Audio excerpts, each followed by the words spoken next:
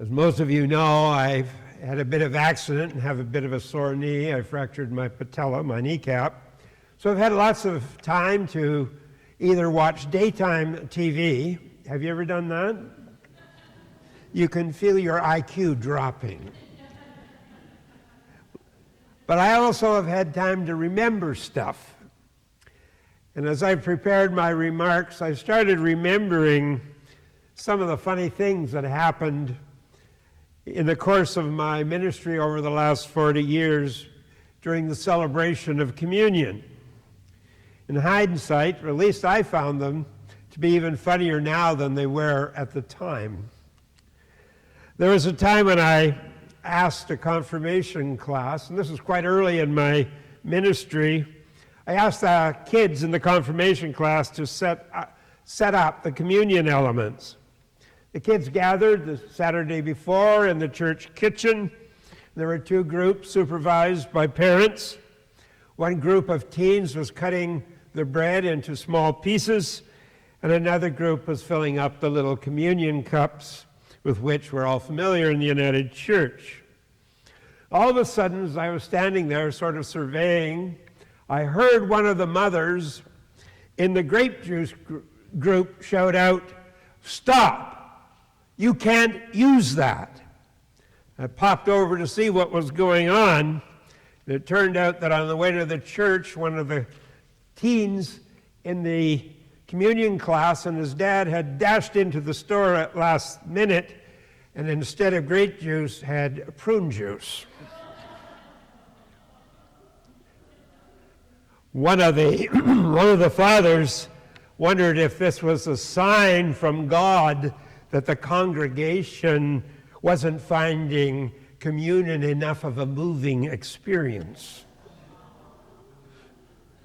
And then there was a member of the worship committee who told a story about a little boy who was 4 or 5 years old, and he came forward to receive communion by intinction. When they got to the front of the line, and when it was their turn to receive the bread and the wine, the little kid reached into the plate. He grabbed a chunk of bread, he looked at it, and he says, "Jesus has gone stale."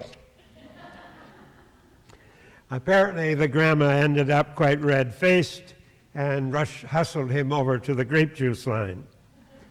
Well, these are just a couple of the humorous things that I can recall. But also, when I prepared this morning's remarks, some serious and influential memories came back about communion too. I recalled many different places and many contexts and many different circumstances when I've taken part in communion service. Sometimes, usually depending on the denomination's preference, the Christian liturgy of bread and wine is called Holy Communion. Sometimes it's called the Eucharist. Sometimes it's called the Holy Sacrament. And sometimes it's called the Last Supper. Sometimes we ate little plastic-like wafers and drank from a common cup. Sometimes we had real wine. Sometimes we had grape juice, as we do in our United Church tradition. This past week, I remembered in particular the powerful ritual of bread and wine that took place a number of years ago when I went to the meetings of the Jesus Seminar in Santa Rosa, California. We would gather for a banquet.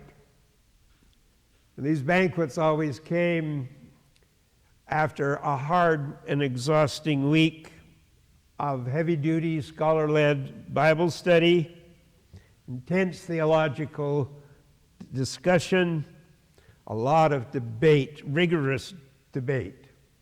But before we ate the meal, we had a pre-meal bread and wine ceremony. It was a very simple one, but for some reason, in taking part in these, for me at least, had an enormous impact on my spirituality, my biblical discernment, and my understanding of our faith. I think the reason for that was because scholars and clergy, laypersons, some traditionalists, some non-traditionalist Christians.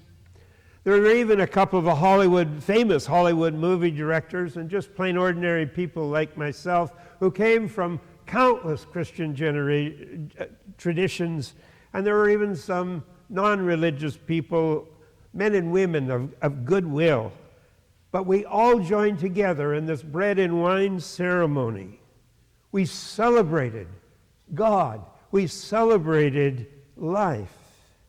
And we did it in a brief, simple ceremony of bread and wine.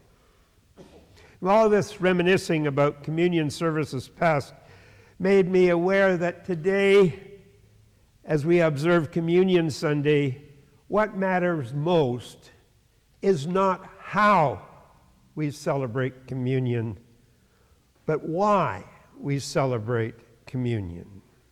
So I'm going to take a few moments to reflect on some of the most important reasons we observe communion in our Christian tradition in general and on World Communion Sunday today in particular.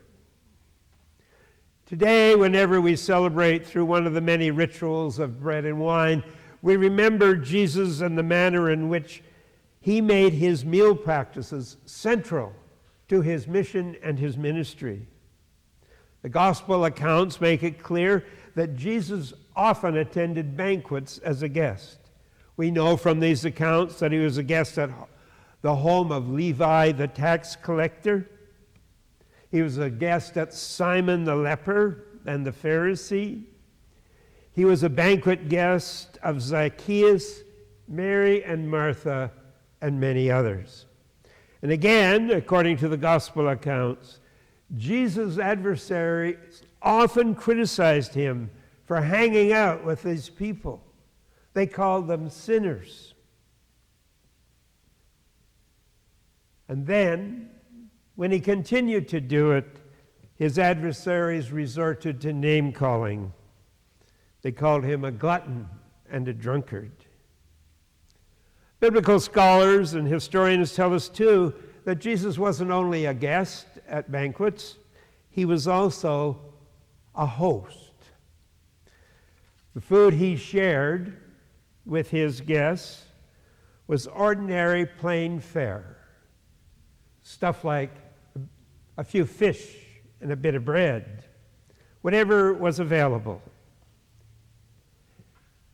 His meals, according to biblical scholars and historians, were always in the form of and the manner of a wedding banquet or a state banquet, but with one major difference.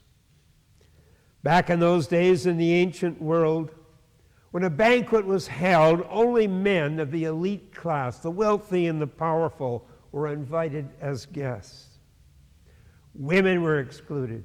Slaves were excluded, unless, of course, they were serving food and drink to the men. Children were excluded. But Jesus had an open meals policy when he hosted. He did that to demonstrate in a material way through food, real food, his proclamation of his doctrine of the kingdom of God. His open meal policy meant that everybody who attended as a guest was an honored guest. Jesus welcomed everyone, men, women, and children. He welcomed slave and free, saint and sinner. And as the author of Matthew and Luke's gospel explained, those who were welcome at his banquets were often the destitute, the cast-offs, the crippled, the lame. People who were welcome were people living on the streets and in the alleyways. His banqueting with the lowest of the low not only symbolized the kingdom of God, but it called us to follow in Jesus' footsteps. His meals, that food, was a call for transformation, to seek justice, to be compassionate, to seek liberty and equality. And he did this for the benefit of his guests. Also, according to the gospel accounts, Jesus followed the Jewish tradition of beginning these meals with a blessing along with the breaking of bread, and ended the meal with a sharing of the wine with his guests along with a prayer of thanksgiving. This same open meals practice carried on well after Jesus' death. It carried on in the early Christ communities and in the early Jesus communities in Galilee. It was a full meal, a banquet that opened with the breaking of bread and a blessing and closed with wine and a prayer. Today, of course, we don't have a full meal. We have the bread and the wine, and this is a carryover of what Jesus did at the beginning and the end of his banquets. And so, our communion practices continue to symbolize Jesus' communion practices. Second, our communion rituals in the church today remind us that we are to be of the same mind and heart as Jesus when he celebrated his open banquets. When you and I eat the bread and drink the wine, we're told we know too that the living Spirit of Jesus is calling us to be transformed, to be joyful, to be compassionate. And we know that this isn't just for us as individuals, but it is also for the congregation, the community of faith. Third, when we celebrate communion today, we're reminded that we're not only to strive to have the same heart and mind as Jesus, but we're also his hands.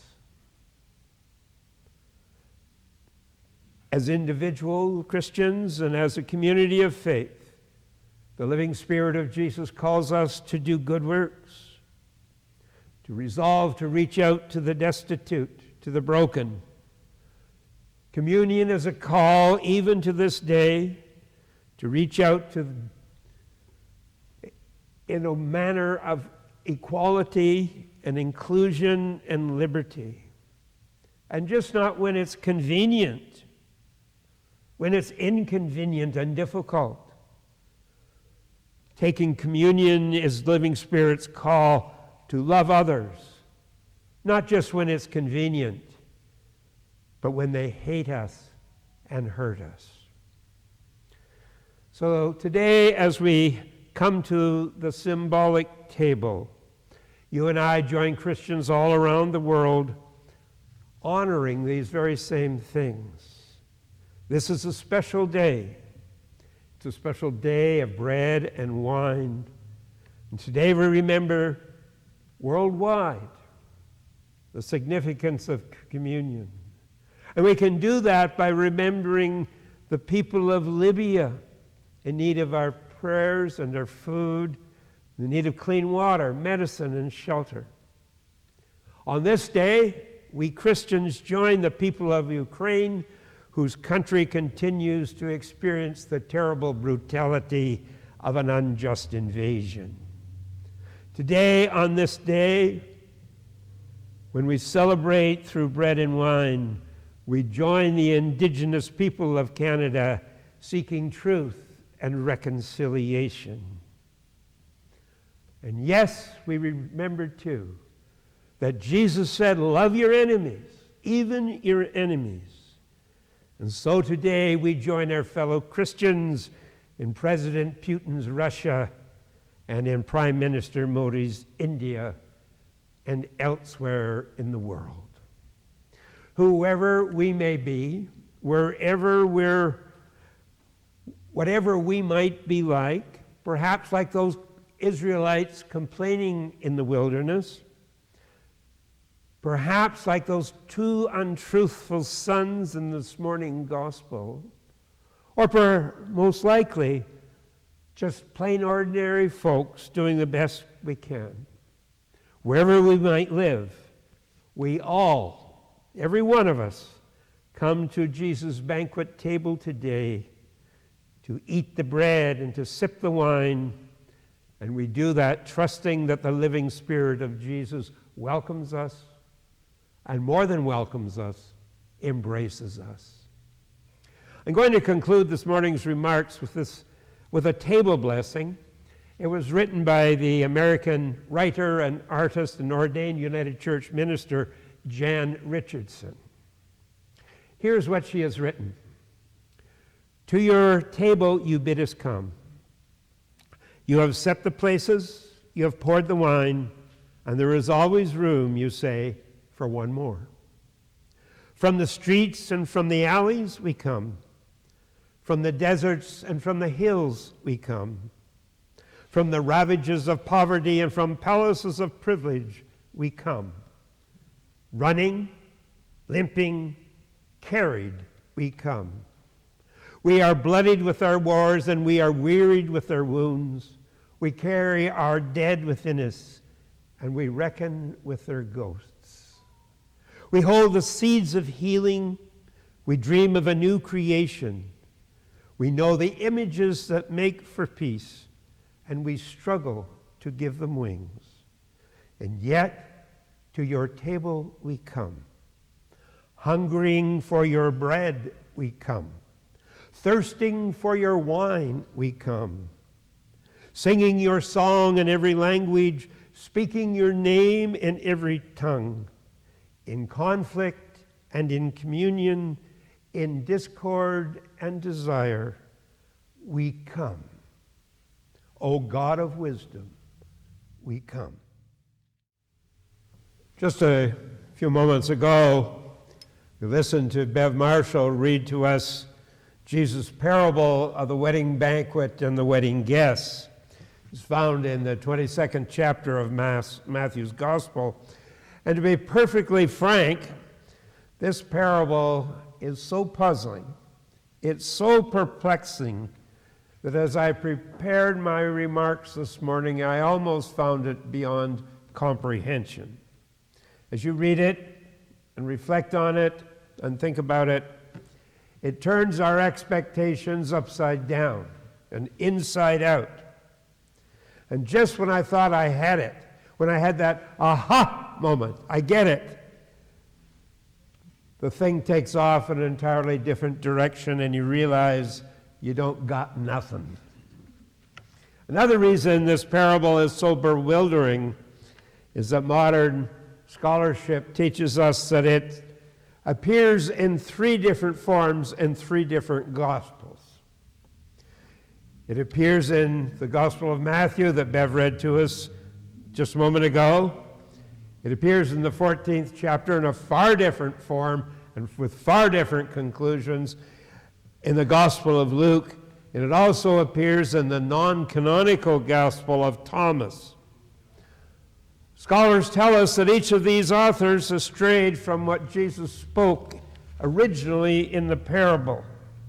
They've presented their own versions, they've drawn their own conclusions about what it means and its significance. Because of all this confusion surrounding the parable of the wedding banquet and wedding guests, many church teachers and preachers have, quite frankly, and I must count myself among them from time to time, have taken the easy way out. Over the past couple of weeks, as I prepared for this morning's remarks, as I studied this parable, I read a lot of commentary. And I came close to reading at least 65 other ministers' sermons. I was shocked at some of the stuff I read. One preacher boldly and quite wrongly stated that she doubts Jesus ever actually told this story. She believes that it was just a creation of three authors of the three Gospels. And that is not an opinion shared by the best of the best biblical scholars. Interestingly and unfortunately, most of those sermons I read, and a lot of the commentary too, ended up interpreting this story in an overly simplistic way. And by overly simplistic way, what I'm getting at is that they wanted to present it not as a parable. And by the way, parables are intended to challenge you, to confound you. Parables, their very purpose is to get under your skin and make you think and reflect. Most of the sermons I read, the vast majority, all but one, decided that this was not a parable. Instead, it was an allegory. And that's a different type of story altogether. And their allegorizing of this story of Jesus goes along these lines. The king who invited his friends and neighbors to the wedding party for his son represents God. The king's friends and neighbors represent the people of Israel, or the Jews. The people whom the king destroyed in violent and savage ways represents the Jews and others who have rejected Jesus as the Messiah, who had also rejected his message and the way of life he calls people to. They go on to say the son in the parable represents Jesus. And according to this overly simplistic yet popular presentation of this parable, the story's servants represents the Hebrew prophets who were rejected and killed by ancient Israel. Now, I have no idea what the authors of Matthew, Luke, and Thomas's Gospel might have wanted to have us believe by their commentary.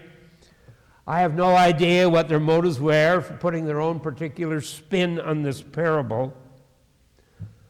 But what I have just outlined to you is shallow dime store theology. And worst of all, that presentation again and again can give rise to anti-Semitism and anti-Judaism, and in some perverse way to interpret the parable as an allegory sanctifies those kind of religious prejudices. Such wrongful interpretations and conclusions have to be avoided. And they have to be avoided because this story is not some lame religious or spiritual history of the people of Israel and the Jews, and it should never, ever, ever be presented as such. The fact is, Jesus' parable of the wedding banquet and the wedding guests is a social commentary on his times, the times in which he lived, the times in which he ministered. Or as the New Testament scholar John Dominic Crossan has quite rightly pointed out, this is an attack parable. Why an attack parable? Because it attacks those who misuse their money and their power, those who take advantage of the people who live in the dirty, stinking, disease-infested alleyways and ditches, those who live in the narrow, twisting, and unsanitary laneways of the towns and the villages where Jesus carried out his ministry. So with that background in mind, let's listen again to a quick summary of what Bev read to us earlier, a summary of Jesus' parable of the wedding banquet and the wedding guests. A king, an ordinary king, decided to throw an important party. It was a wedding feast for his son. But each of the guests he had invited ignored the invitation. Some turned down his invitation. Worse yet, some of those who had been invited attacked the king's messengers, the ones who came to announce the time and the date of the wedding feast. So the king flew into a rage, and he savagely destroyed the city where those murderers belonged. And then he sent out another invitation. This time his invitation was to the desperately poor, to the dispossessed, the very people who lived in those narrow, twisting, stinking, dirty, disease-infested ghettos where Jesus carried out his ministry. These were sleazy people. These were disrespectable people. That was what the upper crust thought of them. And yet here they are. They're replacing the king's peers and his neighbors. They're replacing the king's social equals. They're replacing those who had rejected the king's initial invitation. As a social commentary, as an attack parable, to once again quote Dominic Crossan, Jesus' parable of the wedding guests and the wedding feast assails a world where might is right. It assails a world where wealth and power is abused. It assails a world in which the misuse of money and power contaminates and corrupts. In telling this story, Jesus was drawing his listeners' attention to the fact that they were living in a violent and war-torn world, a world that had become savage and unjust. This parable is also biting commentary on how the rich and powerful settled old scores with their social equals, and how they brutally abused and victimized the destitute and dispossessed, the desperately poor, voiceless and powerless people, the same people that Jesus ministered to throughout his ministry, people in the ghettos. Let's not forget that back in Jesus' day, there was also an attitude, well, actually, no, it was more of a religious conviction, that any person or any family who was rich and powerful, if that happened to them, it was proof of God's blessing. But if you were destitute, if you were down and out, that too, that religious conviction said, was proof that God was withholding his blessings from you. So by telling the story of this king and his wedding guests, Jesus was telling his listeners, and there were many among them, both his friends and naysayers and his adversaries, he was telling them, stop kidding yourselves, guys. Just stop it. They had to stop kidding themselves, because wealth and power and social status are not, said Jesus, proof of God's favor or proof of God's special blessing. God's special blessing, said Jesus, is upon the broken and marginalized, upon the expelled, upon those who have been rejected, upon those who lived in those stinking laneways, the narrow alleys that wound their way through the towns and villages where Jesus preached and taught and healed. We know this for certain. We know it for certain because of a collection of his sayings, or perhaps even a sermon that he preached many years ago. It's reported in Luke chapter 6, verses 20 to 26, and it has been given the title, Blessings and Woes. And I'd like to read that to you now. Jesus said, "Blessed are you who are poor, for yours is the kingdom of God. Blessed are you who are hungry now, for you will be filled. Blessed are you who weep now, for you will laugh. Blessed are you when people hate you and when they exclude you and revile you and defame you on account of the Son of Adam. Rejoice on that day and leap for joy, for surely your reward is great in heaven, for that is how their ancestors treated the prophets. But woe to you, rich, for you have received your consolation. Woe to you who are full now, for you will be hungry. Woe to you who are laughing now, for you will mourn and reap. Woe to you when all speak well of you, for that is how their ancestors treated the false prophets." So this morning I submit to you that the parable of the wedding banquet and the wedding guests is a continuation of Jesus pronouncing these blessings and woes. This parable chastises the rich and powerful who savagely exploit the vulnerable, This parable is an assurance, a reassurance, and a comfort to those who are despised, rejected, voiceless, and powerless. It's a voice of reassurance and comfort to the lowest of the low, to those to whom Jesus carried his ministry. Or as I mentioned earlier in my remarks, this parable is an attack parable, a social commentary. It is not a religious or spiritual history of the people of Israel and the Jews. Just so that I'm clear, this parable has nothing whatsoever to do with the shameful actions of a God of vengeance, and that's what you get if you say the king in this parable is God, a God of vengeance.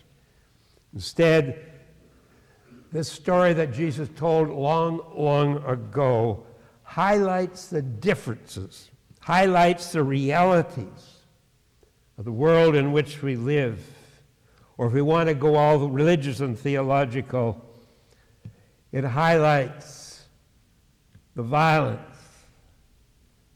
It highlights the pain of life in general.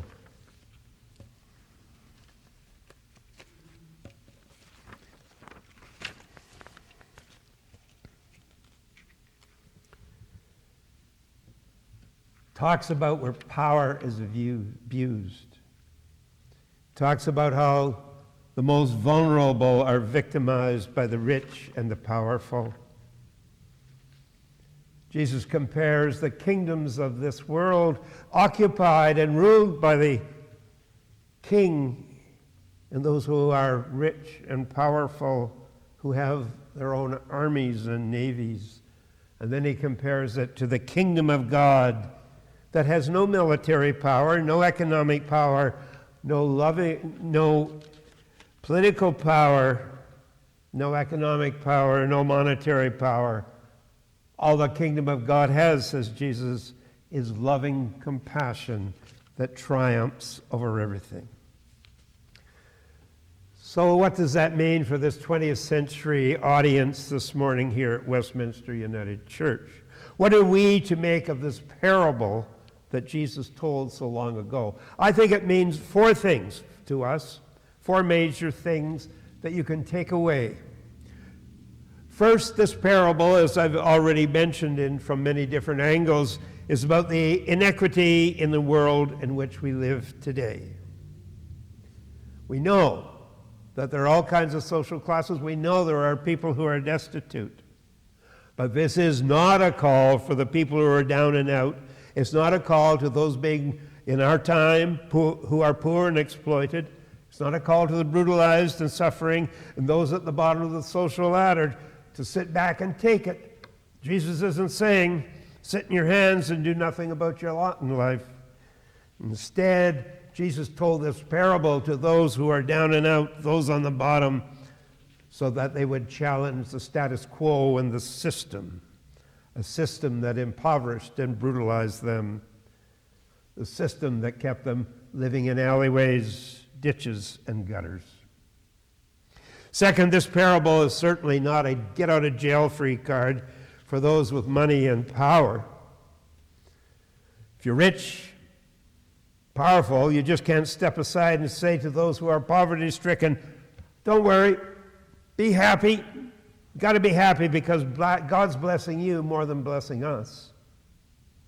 Third, Jesus' parable of the wedding banquet and the wedding guests is a call for followers of Jesus. It's a call to men and women of faith and to churches and community of faith to work for a fair distribution of this world's goods and services. To paraphrase St. Ambrose, when we give, we do not give from our own possessions. We're giving what already belongs to the poor. We're just paying our debt when we give to the poor and help the poor and the down and out. Fourth, the story told by Jesus was told in the temple. It was told to both his friends and his adversaries. It's a reminder, as I've said, that we still live in a violent world. Just turn on the 6 o'clock news. A while back, what we heard all about was the attack by President Putin of Russia, an unprovoked attack on Ukraine. Last Saturday, what we heard was the most horrendous attack by Hamas on innocent people. Thousands died. And what we're hearing about now is the slaughter of civilians in Gaza as Israel attacks. We don't have to even go that far away from home, my friends, to realize that we live in a violent world, a savage world. Right here in our city of Windsor, in the courthouse, a trial is taking place. A young man from London who grew up in a fundamentalist Christian household is on trial for allegedly running down with his truck 4 people, a family, for the simple reason they were Muslim. I could go on with lists and lists to show that we live in a violent and savage world. And if this parable does nothing, it reminds us that as people of faith, we must remember the violent nature of this world in which we live and to spend some time working for and at least praying for peace in our time.